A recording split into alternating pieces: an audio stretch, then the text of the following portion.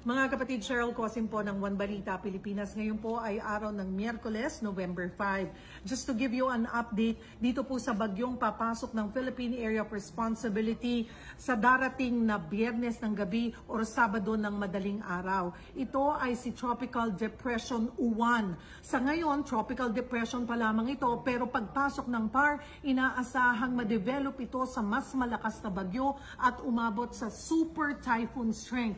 May lawak na ito ngayong 900 kilometers at pag ito ay umabot pa sa Super Typhoon strength, mas lalawak pa ito. Kumikilos daw po ito pa westward. Hindi pa masabi kung saan ito magla-landfall dahil maaari pang magbago ito ng direksyon, maaari pang umakyat or bumaba. Pero ang tutumbukin nito ay ang Luzon. So kailangan mag-ingat po, binabalaan na ang mga kababayan natin sa Luzon. Maaari itong mag-landfall, so far nakikita, sa northern o central Luzon. Pero pag bumaba ito, southern Luzon ang tutumbukin.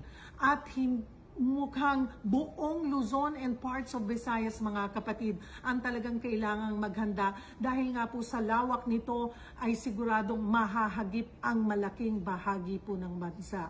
Again, magsisimula daw maramdaman natin yung hagupit ng bagyo, nitong bagyong Uwan by Sunday night. So maging handa po tayo, mga kapatid, at patuloy po kayong tumutok hindi lamang po dito sa 1PH, maging sa 1 News at sa News 5 para sa update sa paparating na super bagyong Uwan.